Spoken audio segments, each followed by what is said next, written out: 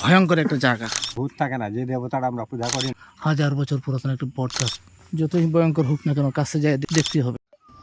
হাঁটি হাঁটি পা পা করে সামনে অগ্রসর হতে শুরু করলাম বিশাল আকৃতির সেই রহস্যজনক বটগাছ দেখার জন্য। ভিতরে ঢুকতেই ভয়ে ভয়ে অন্তরে কাজ করছিল, তারপরও সাহস নিয়ে চলে আসলাম এখানে। একেবারে এখানে দেখেন একটা বটগাছ, বিশাল, হাজার বছর বয়স হবে এই বটগাছের।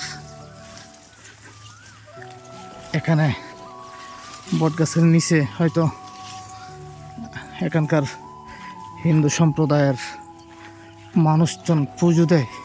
এই যে ছোট্ট একটা ঘরও আছে এখানে, এখানে পুজোর সরঞ্জামাদিও দেখা যাচ্ছে। তবে আসলেই কিন্তু একবারে অন্ধকারের মতো লাগছে, চতুর্দিকে চা বাগান বেষ্টিত,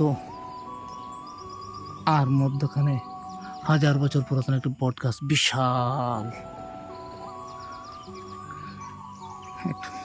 কঠিন একটা অভিজ্ঞতা আপনাদেরকে শেয়ার করতে চাচ্ছি।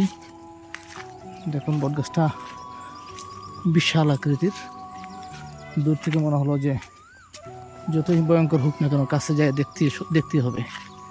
এই জন্য আসলাম। এই যে বটগাছ বিশাল, কয়েক হাজার বছর বয়স হবে এটার। গহীন জঙ্গলের ভিতরে এই বটগাছ আসলেই ভয়ঙ্কর।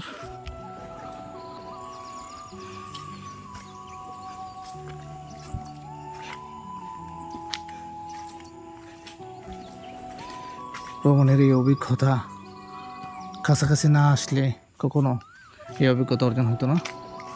আপনাদেরকে দেখাচ্ছি চতুর্দিক ঘুরে ঘুরে জায়গাটার লোকেশন আমি আপনাদেরকে ভিডিওর শেষে বলে দেবো ইনশাল্লাহ।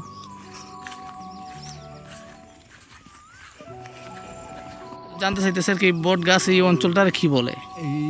এইটা গ্রাম থান করে। গ্রাম থান। থান। আচ্ছা, ওই যে বট গাছটা দেখা যাচ্ছে দূরে, এই বট গাছে দেখলাম অনেক পুজোর সরঞ্জামাদি আছে। এখানে আপনারা পুজো করেন? এখানে কি রাত্রেও আসেন? রাত্রে আসি না, মানে আসা যায় না। এখানে কি কোনো ভূত প্রেতের কোনো আশঙ্কা আছে নাকি? আর এই স্বয়ং থাকে, ভূত থাকে? ভূত থাকে না, যে দেবতাটা আমরা পূজা করি না, হ্যাঁ, ওই থাকে। দেবতাই পাওয়া যায় এখানে। তো দেবতা কি কোনো ক্ষতি করে? না, ক্ষতি করে। তা আপনারা ভয়ে আসেন না? দেবতা থাকলে আসলে তো সমস্যা নাই। সমস্যা নাই, তবে জানে একটা কাঁচা জানে, ভয় লাগে না। আসলে তো এলাকাটা খুবই ভয়ঙ্কর, মানে অন্ধকার, চতুর্দিকে বন জঙ্গল। দিনের বেলায় কেউ যায় না। এরা এখনকার আপনাদের বাড়ি আশপাশে নাকি? এই বাগানটার নাম কি? পার্কুল বাগান। পার্কুল বাগান। আপনারা এই বট গাছটার বয়স কত হইব আনুমানিক? 100 বছর? 100 বছর? আরো বেশি, 200 বছর? এইরকম 200 বছর হবে, হবে অনেক পুরাতন। এখন তো মানছে এখন পূজা করে না, এটার পূজা করা হয় চৈত্র মাসে। চৈত্র মাসে? চৈত্র মাসে ও, এটার সময় আইলে দেখবেন অনেক মানুষের আনাগোনা থাকে, বিভিন্ন ধরনের মানুষ আসে এখানে নাকি? আচ্ছা।